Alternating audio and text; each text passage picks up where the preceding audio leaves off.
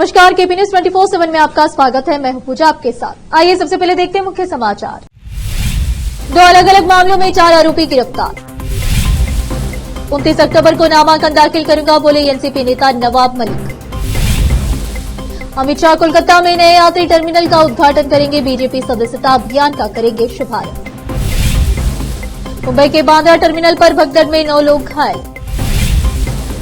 राजधानी में बिगड़ते जा रहे हालात, दिवाली से पहले धुआं हुई दिल्ली, 400 के पार पहुंचा AQI। 48 घंटे के अंदर दूसरे बड़े हमले से दशहत में पाकिस्तान, सुसाइड अटैक में सैनिकों समेत 8 की मौत।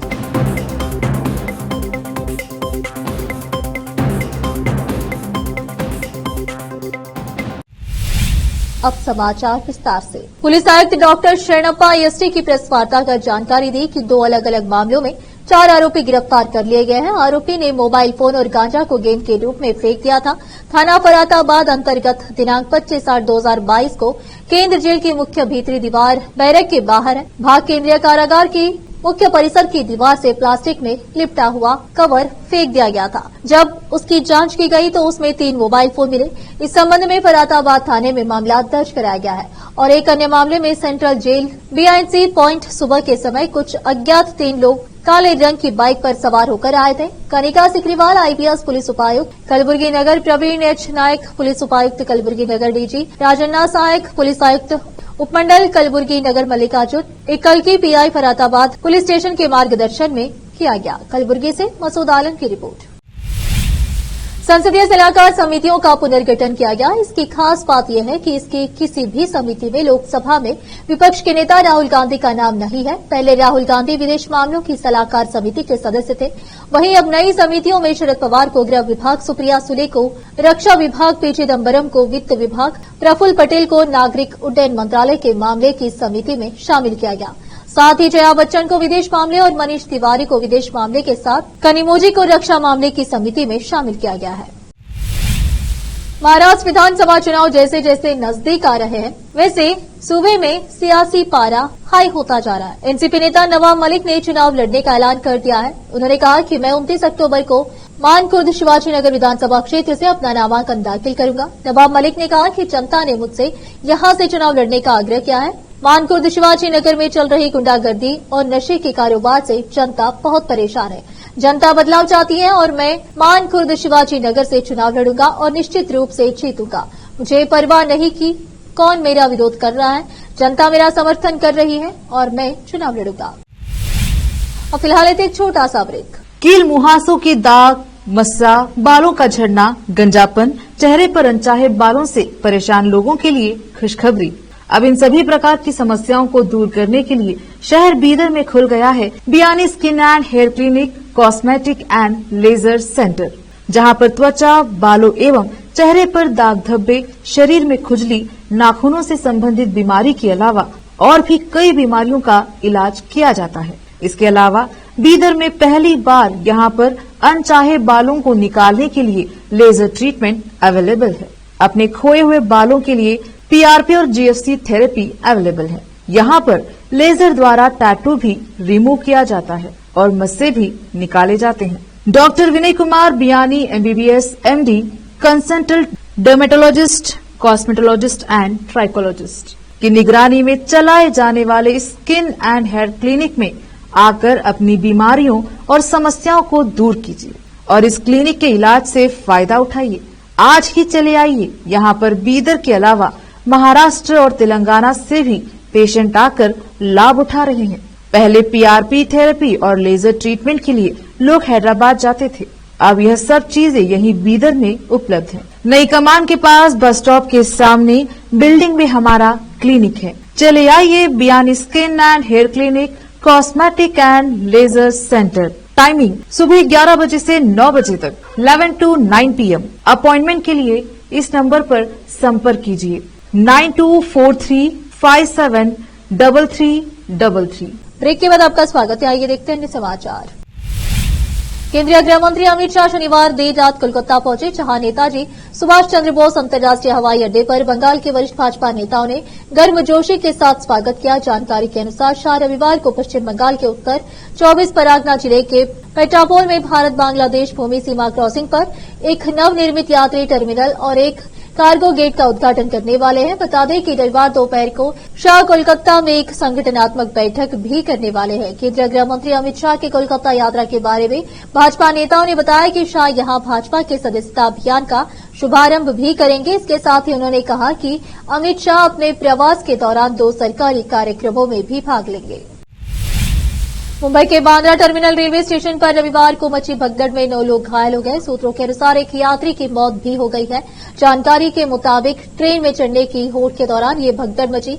घायल लोगों को मुंबई के बाबा हॉस्पिटल में भर्ती कराया गया है, जहां उनका इलाज चल रहा है। बृहत मुंबई नगर निगम के मुताबिक भगदड़ में घायल हुए 9 लोगों में से 2 की हालत गंभीर है। घटना सुबह 5:56 पर बांद्रा टर्मिनल्स के प्लेटफॉर्म नंबर 1 पर हुई।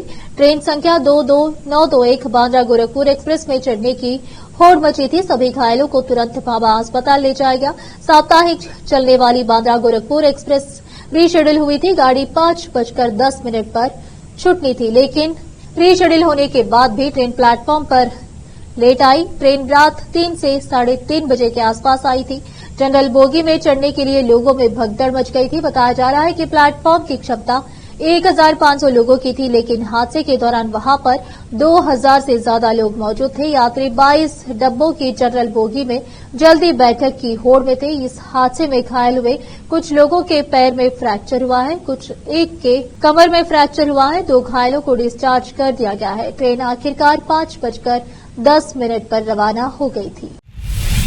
मुंबई महाराष्ट्र विधानसभा चुनाव 2024 के लिए पार्टी द्वारा अंधेरी पश्चिम निर्वाचन क्षेत्र से टिकट दिए जाने पर कांग्रेस नेता सचिन सावंत ने कहा, मैंने बांदापुर में काम किया था और वहीं से सीट मिलने की मेरी आकांक्षा थी। अंधेरी पश्चिम निर्वाचन क्षेत्र से मैंने टिकट नहीं मांगा था। मैंने विनम्रतापूर्वक पार्टी हाईकमान से विनती की है कि मैं अंधेरी पश्चिम से चुनाव लड़ना नहीं चाहती हूं। मैंने ये निर्णय पार्टी हाईकमान के ऊपर ही छोड़ा है और वहां अंधेरी पश्चिम से किसी अन्य कार्यकर्ता को ये टिकट मिल जाए, यह मेरी इच्छा है, यह नाराजगी नहीं है। मैं पार्टी का एक बहुत निष्ठावंत कार्यकर्ता हूं। जहां मैंने काम किया था वहां से चुनाव लड़ूं, ऐसी मेरी धारणा है। ओडिशा के मुख्य सचिव मनोज आहूजा ने चक्रवात हरदाना के बाद राहत और पुनर्वास कार्यों पर बताया।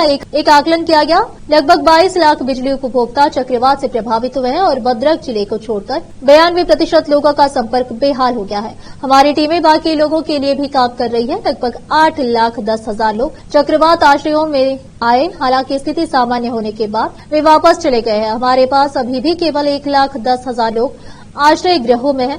कुछ क्षेत्र में जल भरा हुआ है। हमने वहां के लोगों को निकालने के लिए कदम उठाए हैं। 28 लोग ऐसे थे जो सांप के काटने से प्रभावित हुए थे। वे सभी ठीक है। कल तक हम सब कुछ सामान्य कर लेंगे। अब फिलहाल लेते एक छोटा सा ब्रेक।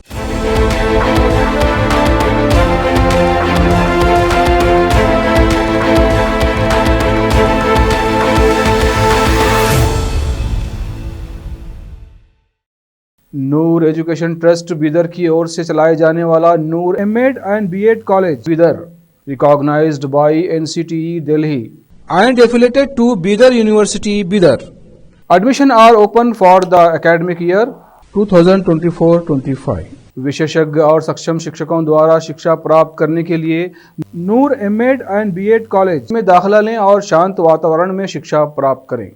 बीदर शहर में बेहतर शिक्षा का एकमात्र केंद्र Noor MEd and BEd college, Shahpur gate, Bidar. Phone numbers 9945283920, 8482221297। Hindustan के हर कोने में हम हैं मौजूद। 24 घंटे हालात पर गहरी नजर, खबरों से जुड़े चुपते सवालात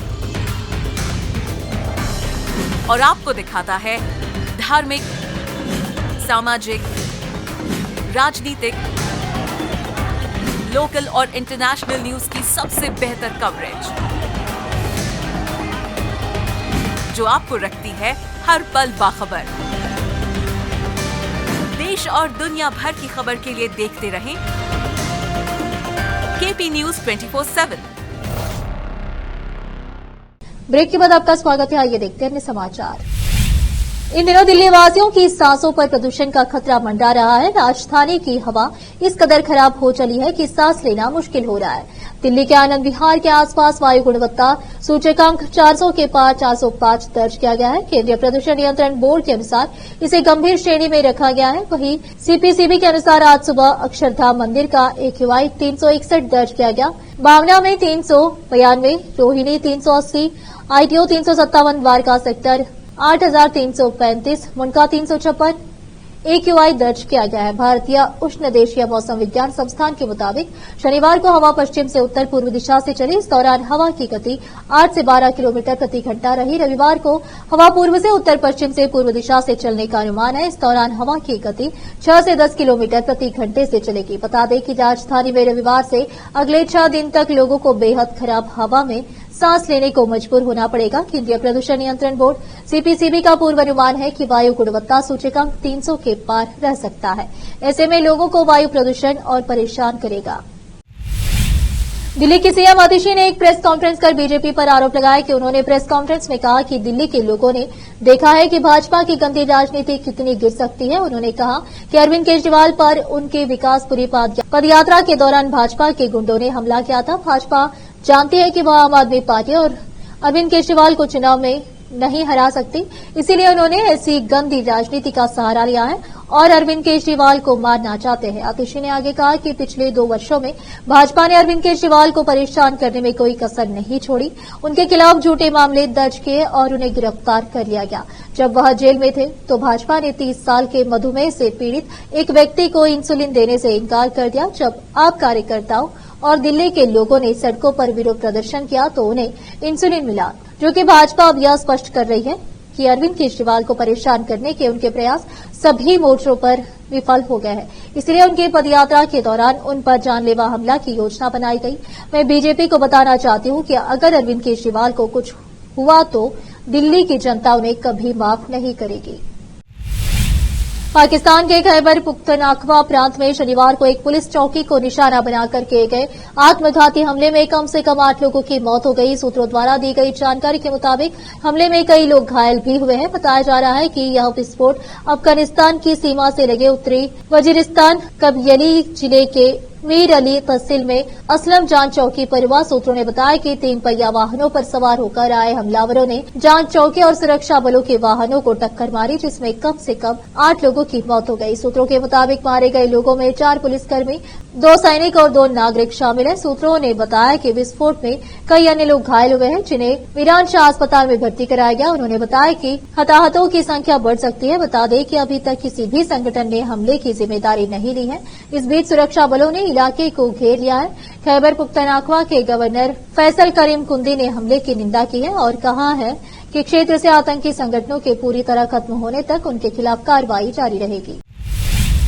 ओडिशा में बीते दिनों चक्रवाती तूफान दाना आने के बाद राज्य में बड़ी संख्या में सांप काटने के मामले सामने आए हैं। ओडिशा के मुख्यमंत्री मोहन चरण मांझी ने शनिवार को बताया कि चक्रवात दाना के दौरान सांप काटने की 28 घटनाएं हुई हैं। इसमें 13 महिलाएं और 1 डॉक्टर भी शामिल है। यह घटनाएं राज्य के सबसे अधिक प्रभावित जिलों केंद्रापारा, भद्रक और बालासोर से सामने आई है। मुख्यमंत्री मांझी ने चक्रवात के बाद की स्थिति की समीक्षा के बाद मीडिया को यह जानकारी दी। मीडिया रिपोर्ट के मुताबिक उन्होंने कहा कि सभी पीड़ितों को तत्काल नजदीकी अस्पतालों में भर्ती कराया गया है और उपचार के बाद अब उनकी स्थिति बेहतर है। सीएम मांझी ने बताया कि घायल डॉक्टरों को कटक के SCB मेडिकल कॉलेज अस्पताल में भर्ती कराया गया है और उनकी स्थिति अब ठीक है। जम्मू कश्मीर डीआईजी शिव कुमार शर्मा ने कहा कि लोगों के सहयोग से सुरक्षा व्यवस्था कायम है। वे हमें सूचनाएं देते हैं। पहाड़ी इलाकों में घेराबंदी और तलाशी अभियान चल रहे हैं क्योंकि हमें हलचल दिखाई दे रही है। हम सीमावर्ती इलाकों में BSF के साथ लगातार संपर्क में हैं। हम किसी भी हरकत को नाकाम करने के लिए तैयार हैं। पुलिस और सेना की QRT लगातार काम कर रही है। आखिर में फिर एक बार देखते हैं मुख्य समाचार। 2 अलग अलग मामलों में 4 आरोपी गिरफ्तार। 29 अक्टूबर को नामांकन दाखिल करूंगा, बोले एनसीपी नेता नवाब मलिक। अमित शाह कोलकाता में नए यात्री टर्मिनल का उद्घाटन करेंगे। बीजेपी सदस्यता अभियान का करेंगे शुभारंभ। मुंबई के बांद्रा टर्मिनल पर भगदड़ में 9 लोग घायल। राजधानी में बिगड़ते जा रहे हालात, दिवाली से पहले धुआं हुई दिल्ली, 400 के पार पहुंचा AQI। 48 घंटे के अंदर दूसरे बड़े हमले से दशहत में पाकिस्तान, सुसाइड अटैक में सैनिकों समेत 8 की मौत।